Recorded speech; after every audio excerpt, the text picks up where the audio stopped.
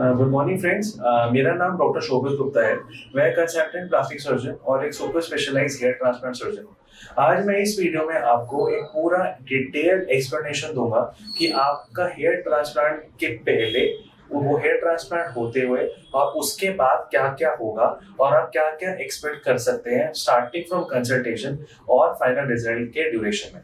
तो देखिए, सबसे पहली जो काम है वो है कंसल्टेशन। कंसल्टेशन का मतलब है कि आप डॉक्टर के पास आएंगे, आप मेरे पास आएंगे, आप मतलब हम आपको प्रॉपर एग्जामिन करेंगे। एग्जामिन करने के बाद हम आपको बताएंगे कि आपके लिए कौन सी टेक्निक सूटेबल है, कितने ज्यादा ग्राफ्ट लगने हैं, कहाँ पे कितने कितने ग्राफ्ट लगेंगे, कहाँ तक हेयर लाइन आएगी। तो प्रॉपर तरीके से प्लानिंग जो होगी वो कंसल्टेशन फेज से ही शुरू हो जाती है।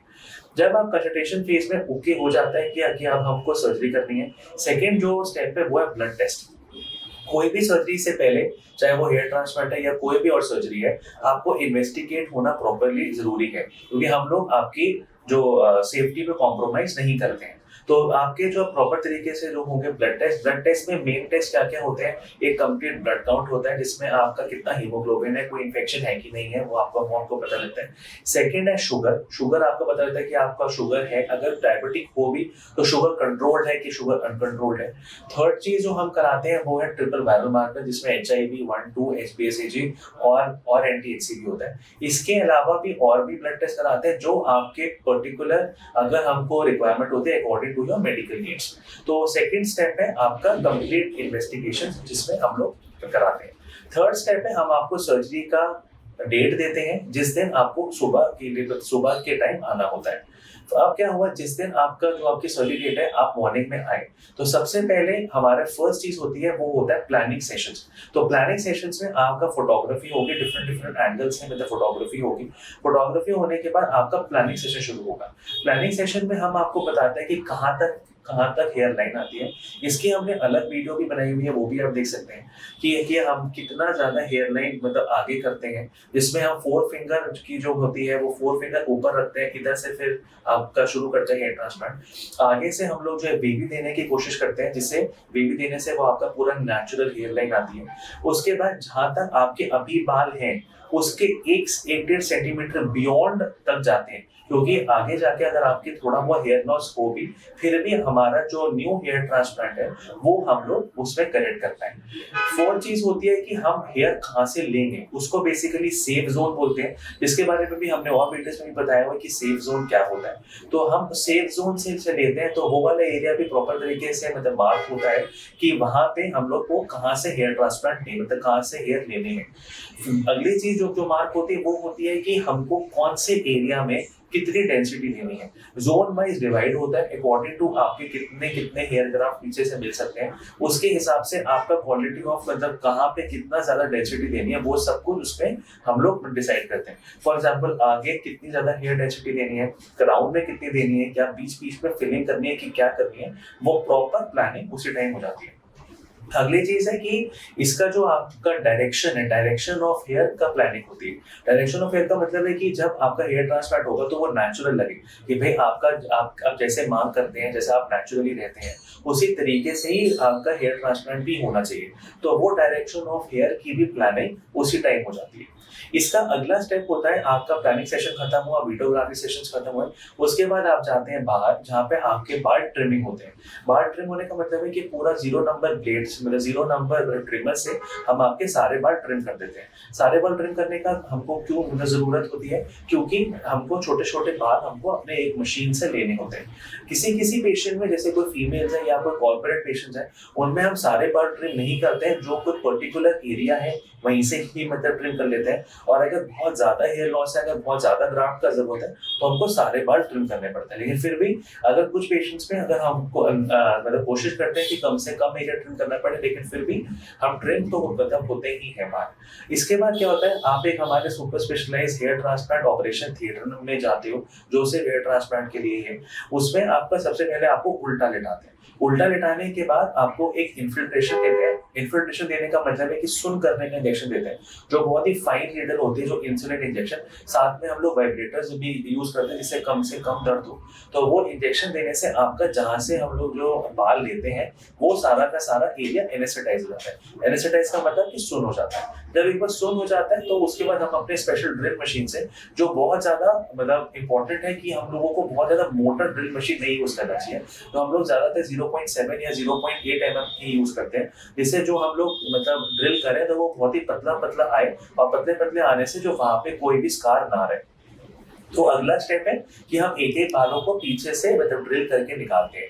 इसके बीच में आपको हम लोग बीच बीच में जो है वाटर ब्रेक्स देते हैं, जूसेस मतलब जूस ब्रेक देते हैं, कॉफी मतलब ब्रेक्स देते हैं। आपको वॉशरूम जाना तो वॉशरूम जा सकते हैं। तो ये सारा प्रोसीजर करने में, एक्सट्रैक्शन करने में करीब करीब 2 से लेकर 3 घंटे लग सकते हैं, डिपेंडिंग अपॉन कितने ग्राफ्ट की आपको जरूरत है। इसके बाद अगला होता है आपकी मतलब लंच ब्रेक होती है। लंच ब्रेक में आपको मतलब लंच मिलता है। लंच के बाद फिर अगला स्टेप होता है कि आपको हम सीधा लेटाते हैं। सीधा लेटाने के बाद आपको हम लोग इम्प्लांटेशन शुरू करते हैं। इम्प्लांटेशन का मतलब सबसे पहले सुन किया जाता है, सामने भी जिस तरीके से सबसे पीछे किया गया है उस तरीके से आगे भी सुन किया जाता है। उसके बाद फिर इम्प्लांटेशन शुरू होता है। इम्प्लांटेशन का मतलब है कि बाल की पहले स्लिट करा, स्लिट करने के बाद उसके अंदर बाल लगाया। तो वो स्लिट कहाँ करना है, कितना करना है, क्या डायरेक्शन ऑफ हेयर है, वो बहुत इंपॉर्टेंट होता है। तो वो प्रॉपर तरीके से सारा पहले स्लिट होता है। स्लिट होने के बाद एक एक बार उसमें लगता है। ये सब प्रोसीजर करने में करीब करीब 3 to 4 आवर्स और लग जाते हैं, डिपेंडिंग ऑन आपको कितने ज्यादा ग्राफ्ट चाहिए। जब आपका एक बार हेयर ट्रांसप्लांट खत्म हो जाता है प्रोसीजर, उसके बाद आपका पीछे एक मतलब ड्रेसिंग होती है। आगे आपको ओपन छोड़ देते हैं और पीछे एक छोटी सी ड्रेसिंग होती है जहां से हम लोगों ने ग्राफ्ट लिए होते हैं। तो वो ड्रेसिंग करके हम आपको मतलब डिस्चार्ज कर देते हैं सेम डे। फॉर एग्जाम्पल आपकी सुबह मॉर्निंग में सर्जरी शुरू हुई है 8 साढ़े 8 बजे, तो आप मतलब इवनिंग में 7-8 बजे तक वापस चले जाते हैं। इसके बाद आपको घर जाने के बाद क्या क्या करना होता है, कुछ आपको प्रिस्क्रिप्शन में कुछ दवाइयाँ होती हैं, जिसमें नॉर्मल एंटीबायोटिक्स होती हैं, पेन किलर्स होती हैं, सूजन वाली दवाइयाँ होती हैं, गैस की दवाइयाँ होती हैं, और कुछ मल्टीविटामिन होते हैं जो आपको मतलब खाने होते हैं। इसके बाद यहाँ पे थोड़ी सी स्वेलिंग होती है, किसी की आईज तक भी स्वेलिंग आ जाती है।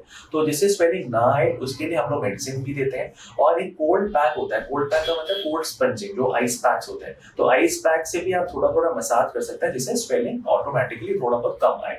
और इसके अलावा एक स्प्रे आपको लेना होता है। स्प्रे का जैसे बार्बर्स के पास वो स्प्रे होता है, तो ना वैसा आप स्प्रे लेके उसमें या तो आप नॉर्मल सेलाइन या बिस्लरी वाला साफ पानी, उससे आपको दिन में कम से कम 4-5 बार अपने बालों के ऊपर स्प्रे करना होता है, लेकिन वाइप नहीं करना होता। सिर्फ आपको ऐसे स्प्रे करना है, उसके बाद आपको उसको छोड़ देना अपने आप ड्राई होने के लिए।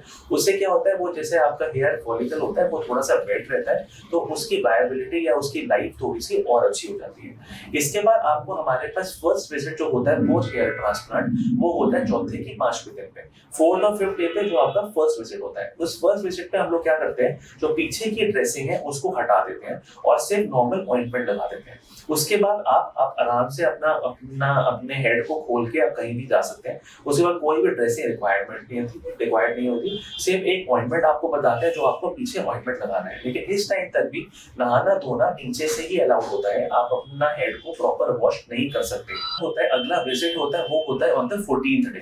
14th डे का जो मतलब विजिट होता है, उसमें क्या होता है कि आपका पूरा प्रॉपर वॉश होता है। प्रॉपर वॉश का मतलब है जो हमारे ब्लैक आपने फोटोग्राफ्स में भी देखे होंगे, कुछ मतलब डिपॉजिट हो जाते हैं, तो वो प्रॉपर वॉश होना बहुत जरूरी होता है। तो वो प्रॉपर वॉश हम मतलब किसी का 10th डे पे भी कर सकते हैं, 12th डे पे भी कर सकते हैं, 14th डे पे कर सकते हैं, डिपेंडिंग अपॉन उसका कौन सी टेक्निक यूज हुई है, कितने ज्यादा ग्राफ्ट्स लगाए और कितना ज्यादा ब्लैकनेस है। तो उसके हिसाब से हम लोग डिसाइड करते हैं कि आपका जो क्लीनिंग होनी है वो एग्जैक्टली कब होनी है। इसका जो उसके बाद अगला जो प्रोसेस है आपका, हम लोगों ने वॉश करके वापस भेज दिया, उसके बाद आप आराम से अपने शैम्पू के साथ वॉश कर सकते हैं। कुछ प्रिकॉशंस होते हैं वो हम आपको एक्सप्लेन कर देते हैं। शावर में नहीं नहाना, या थोड़ा सॉफ्टली मतलब रखना है, जोर से टॉवल से मतलब रब नहीं करना, तो वो सारे प्रिकॉशंस का जो है ध्यान रखना होता है। इसके साथ हम आपको मतलब 12th डे पे वापस भेज देते हैं। इसके बाद आपका जो अगला विजिट होता है वो होता है हेयर ट्रांसप्लांट से 1 महीने बाद का। 1 महीने बाद हम आपको फर्स्ट सेशन ऑफ पीआरपी देते हैं। पीआरपी के बारे में तो बहुत सारी वीडियोस नहीं है हमारी। आपका हम लोग ब्लड लेते हैं और हम उसमें इंजेक्ट करते हैं। जो उसके बाद जो आपका 3rd विजिट होता है वो होता है आपका 2 मंथ्स के बाद। तो हेयर ट्रांसप्लांट से 2 महीने बाद आपका सेकंड पीआरपी होता है। सेकंड पीआरपी में भी सेम प्रोसेस है, आपका ब्लड लेते हैं और आपके मतलब बालों में इंजेक्ट करते हैं। तो अल्टीमेटली हेयर ट्रांसप्लांट के बाद एक बार आना होता है 4थे दिन, सेकंड टाइम आना होता है करीब 12वें दिन, उसके बाद 1 महीना, उसके बाद सेकंड मंथ। तो ये आपका टोटल टाइमलाइन है कि सेकंड मंथ के बाद आपको हमारे पास आने की जरूरत नहीं है। अगर आपको और पीआरपी सेशंस लेना चाहते हैं तो आप जितने मर्जी पीआरपी ले सकते हैं। नॉर्मली 5-6 पीआरपी लोग ले लेते हैं फॉर और अच्छा रिजल्ट, लेकिन इतनी ज्यादा जरूरत नहीं होती। 2-3 पीआरपी से भी रिजल्ट बहुत अच्छा आता है। अब इसके अगला क्वेश्चन है कि हेयर ट्रांसप्लांट का फाइनल रिजल्ट कब आता है। हेयर ट्रांसप्लांट में एक टेंडेंसी होती है कि जब भी हम लोग हेयर ट्रांसप्लांट करते हैं तो वो 1 महीने के बाद आपके सारे बाल झड़ जाते हैं, लेकिन अंदर उसकी मतलब जड़ रह जाती है। तो वो धीरे धीरे दोबारा ग्रो होते हैं, मतलब स्टार्टिंग फ्रॉम 3 मंथ्स, और जो फाइनल रिजल्ट आने में करीब करीब 10 से 12 महीने लग जाते हैं।